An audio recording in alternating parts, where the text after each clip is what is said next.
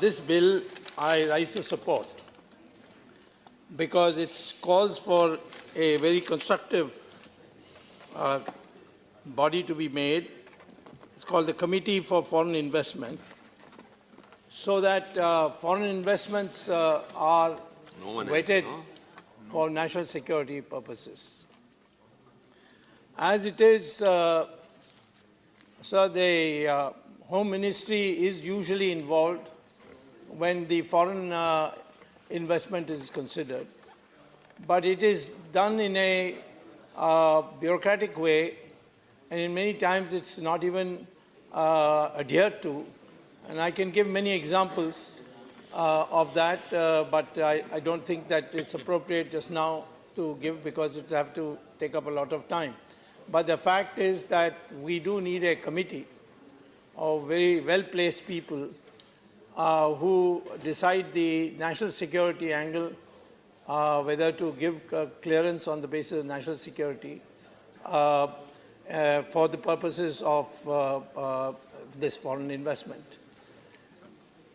In our country, foreign investment is not a very big proportion of total investment. It's still below 5%. And therefore, it's not a matter for which it will have a big tragic effect or a large effect on the total investment if any project is rejected because it didn't meet certain strict criteria of national security. I would first like to begin by saying there are four kinds of foreign investment.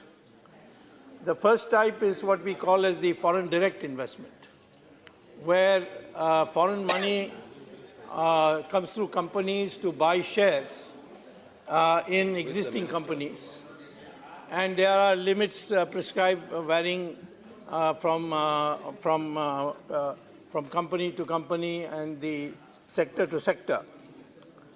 The second type of foreign investment is what is called as foreign portfolio investment, which is really basically not for owning shares, but by buying stocks and bonds in the stock market. So it's basically a speculative thing. And this money comes from abroad through what is now called as participatory notes, which require a very close scrutiny. The third thing is official flows, like from the IMF, World Bank, and between governments. And that, in my opinion, is now not a major for us a major consideration. During the 50s, 60s, 70s, we were literally depending on foreign countries. We were depending on the IMF and the World Bank. But now we are a much more developed country and we are not depending on it. So I won't say anything much about it. And finally is commercial loans, which are really bank loans. And there is a short-term loan and there is a long-term loan. Short-term loan, the conditions are very limited. The imposed conditions by the banks, and therefore it is. Solicit order, please, the House. When a member is speaking, kindly, please don't disturb. Please. It's a dry subject, so there must be anyway. So therefore, the short-term, long-term, there is always a preference for short-term.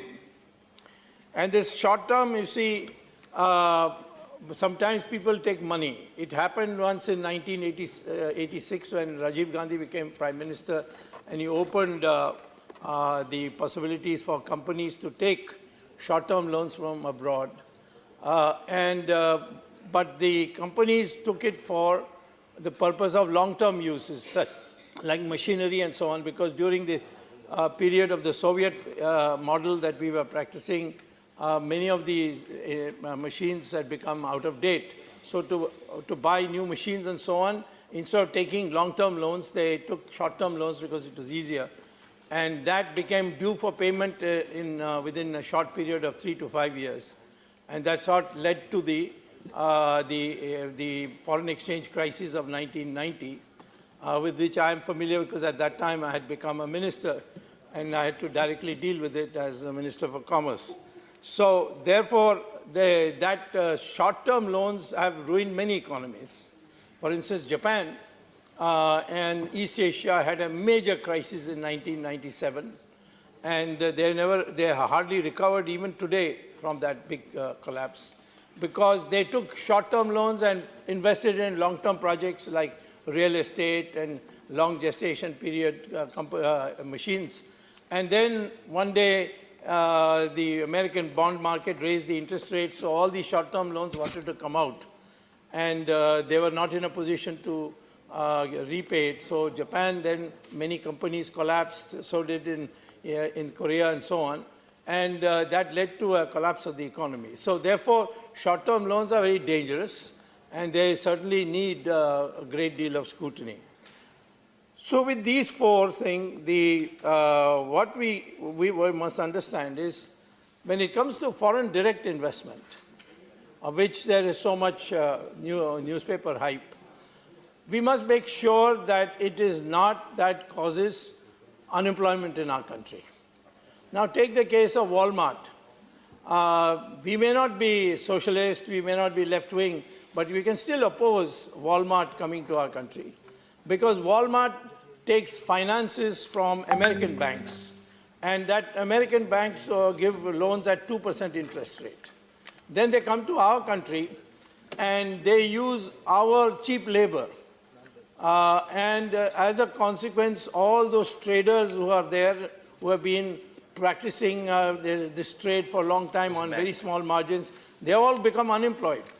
And Walmart, all it does is it buys from the market vegetables and puts up a nice showroom and displays it there. It's a totally unnecessary technology. It was okay for China because their service sector had been destroyed during the strict communist rule. But for us, we have crores and crores of traders at the rural level. So this foreign direct investment should not have been allowed. But unfortunately, they have come in through the back door, and today they're playing havoc. Similarly, in the case of defense sectors, we have to make sure whether we want foreign direct investment or we want transfer of technology. And the transfer of technology is extremely important. And that transfer of technology, we must see, said sometimes it might be better to buy the company which is producing these defense equipment rather than buy the products of these defense equipment. So I can give examples, but it's not necessary. But the most damaging thing which we have not been able to do anything about is what they call participatory notes, which is a foreign portfolio investment method, which is essentially black money from India going abroad through the Hawala route and then coming back. How much more time you need? Yes, I just need about 2 minutes more. It is black money going from the Hawala route abroad and then coming back as participatory notes through from the country which is called Mauritius. And Mauritius has no taxes due. They don't have to pay taxes if a company comes from Mauritius. And then they play on our stock market. Most of our stock markets going up and down is due to these participatory notes. This should be in the national interest band, because the money is mostly black money going through Hawala routes abroad and coming back in the name of participatory notes, which doesn't even have who owns those notes. It's just got a number on it. So therefore, I would say that today it is very, very necessary. It's a subject which requires a great deal of attention. And in this short period, I just want to say that it is a very good suggestion he has made to create a committee on foreign direct investment and national security. And therefore, I support this private member's bill, and I hope the House will pass it. Mr. Minister. Minister. Thank you, sir. Let me first thank Mr. Narendra Jadhav for introducing this bill on the foreign investment in financial services, critical infrastructure and technology affecting National Security Regulation Bill 2018, and also thank all the members who have participated in this.